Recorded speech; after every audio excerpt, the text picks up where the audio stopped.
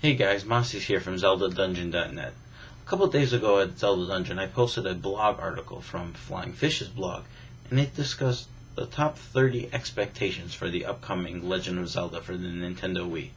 And one of the more controversial ideas that the author brought up was this idea of having less dungeons in future Zelda games. And the guys over at ZeldaInformer.com posted a whole article about this subject, and it's an interesting read, and I liked it, I enjoyed it, and I even read a lot of the comments from users about what they had to think. And one of the common things I've seen is a lot of people are fed up with the standard formula. Go to a dungeon, you get a small key, unlock a small door, you get a dungeon item, find the big key, fight a boss, and use the dungeon item. Okay, we've seen this before, and I don't think there's anything wrong with it. I really think it's perfectly fine. What I've been finding I have been having trouble with is the meat of the dungeon. What happens around it? The skeleton frame of the dungeon is fine. It's just the other things. One of the things I think Zelda has gone away from in recent times is the amount of exploration or openness within dungeons. It seems they've become incredibly linear. You don't really have many options as to where you want to go inside the dungeon. And I think this has hurt the experience. When I look back at the original Legend of Zelda or Adventure of Link, or even Ocarina of Time or Link to the Past, you get into the dungeon and there's like all different types of routes you can go. And then you sort of create like a mental map in your mind of, okay, I went this way already and I saw there was a dead end. I needed a treasure chest. I needed a small key. Ooh, I went this way and there was that enemy I couldn't defeat. Maybe I need something else. I'll go back there later. You go another place, maybe you'll get the compass, you'll get the map. And there was all these different options. And I thought that was a lot more fun because you could go in whichever route you want to. And you weren't so restricted, and they weren't really holding your hand as they went through the game. In Twilight Princess, Spirit Tracks, Phantom Hourglass, I thought that was the case. They were pretty much holding your hand, guiding you right down a linear path. You do this, this, and you almost never had more than one small key in any dungeon. And I thought this hurt the overall dungeon experience. Another thing, it seems that fans don't like themed-based dungeons. Not that they don't like them, but it's become repetitive and stale. I completely disagree. I really enjoyed themed-based dungeons. I really do. Especially when they're done properly. One example is the Forest Temple from Twilight Princess. I thought that dungeon is amazing. I thought the overall atmosphere, the feel, the music were all great. You really get the environment of a forest there. And there was all these different forest-based enemies. And I thought it was done really well, and it was interesting. You got the monkeys running around, the mini-boss, the boss, they were all forest-based. And I thought that was a good job. And in general, Twilight Princess, I think, did great almost throughout for most of the dungeons. Then in Spirit Tracks, it's just at the top of my mind, looking at the Ocean Temple, for example, or the Marine Temple, as it's called in Europe. It seemed, when I was going to it, it's like, oh, cool, a water-based dungeon. Let's see what type of water-based enemies we'll fight, what type of water-based item we're going to get. It turns out the only reason it's called the Ocean Temple is because it's in the ocean. In reality, there is nothing that is ocean water-related. None of the enemies, I don't even think there's water in the entire dungeon, other than that the dungeon boss sits inside water. So it was sort of a letdown. Like, not that it was a bad dungeon, but I just prefer the themed dungeons. And I just wish they had more of it, and they really went, I'd really like it if they went really over the top. Sticking with Spirit Tracks, look at the Sand Temple. It's the final overall temple in the game, basically, other than the Tower of Spirits, and then it's still rather unique. You fight three brand new enemies that are all sand-based. 4 if you count the Overworld sand enemy, and you get an item, the Sand Wand, which has the ability to control sand, and it's a lot of fun to use. Then you fight a mini. There's all sorts of puzzles that are sand based.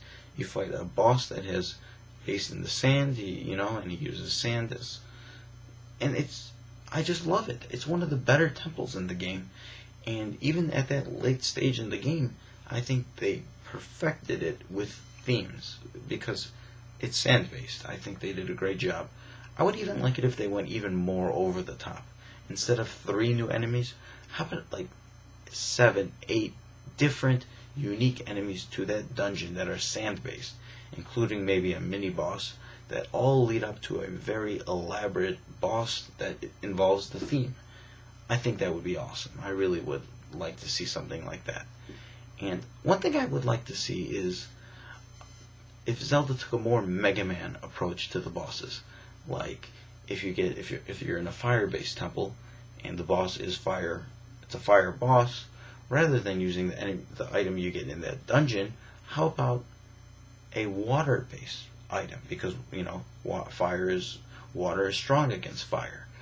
And let's say the previous dungeon was an ocean or a water-based temple. You got a water or ocean-based item, and then you use it in the next dungeon against the fire-based enemy boss. I think that'd be cool. I think that'd be more fun. It makes you think a little more, even though it's quite obvious. It's just better than using the same item from that dungeon. I think that'd be cool. Now, staying on the topic of themes, another thing I noticed is I really like the more unique themes, the more not so common. For example, I like the ice-based themes. I thought like the Snow Peak Ruins and Twilight Princess was brilliant. The Temple of Droplets was also ice. The Ice Cavern in Ocarina of Time. Those are cool. There's also sky-based dungeons, City in the Sky in Twilight Princess. There was sky-based in the Minish Cap. And even like wind-based temples. There was one in the Minish Cap, another one in Phantom Hourglass. I think these are great. And one of them that stands out is the use of time. Mermaid's Cave in Oracle of Ages. I love that dungeon because there was a past and a present of the same dungeon. And then as I'm navigating through, I see, this room is exactly the same in the past and present. This one's slightly different. And then there's these other new parts of the dungeon that have been built from past to present. And it's cool. It's almost like has its own built-in nostalgia, remembering the past from the game. So I really like it. I wish they did more unique stuff like that. Time, ice, wind, sky, whatever it may be. Lastly, the balance between overworld and dungeons. Should there be more? In my opinion, yes, definitely, more dungeons. In Spirit Tracks, the dungeons were by far my favorite parts of the game. And I wouldn't mind if there was 8, 9, 10, even a dozen different dungeons, as long as it doesn't take away from the quality of them. I prefer quantity, but it needs to be done right. And you might think, wow, how are they going to have a game this big with all these dungeons? I think they need to drop some of the filler. In Spirit Tracks, for example, they had the Spirit Train segments, and some of them were long, dull, and boring. If they would have completely cut that, there would be more time they could devote to dungeons. So while the Spirit Train parts elaborated the length of the game, how many hours of gameplay, I think if they cut that, and they can have more dungeons, even more overworld-based dungeons, overworld bosses, that's cool. But less filler, more dungeons, brilliant. So, in summary, I'd like to see more open dungeons, less linearity. I'd like them to keep themed-based dungeons and then even expand on them. And I also would like to see more unique but yet themed-based dungeons, as I mentioned. And lastly, more dungeons. I really do. I think they're the best part of the Zelda series, best part of the Zelda games, and I'd like to see more of them, as long as it doesn't diminish quality. So that's what I think. Let me know what you think. Please post comments right here at zeldadungeon.net, at YouTube, wherever. I'll respond to as many as you can. I'll almost always respond if you post in the news post at zeldadungeon.net. So let me know what you think. You agree, disagree, whatever. You like my video? Okay. And that's about it. So I look forward to more videos, and thanks for watching. So Mossies out.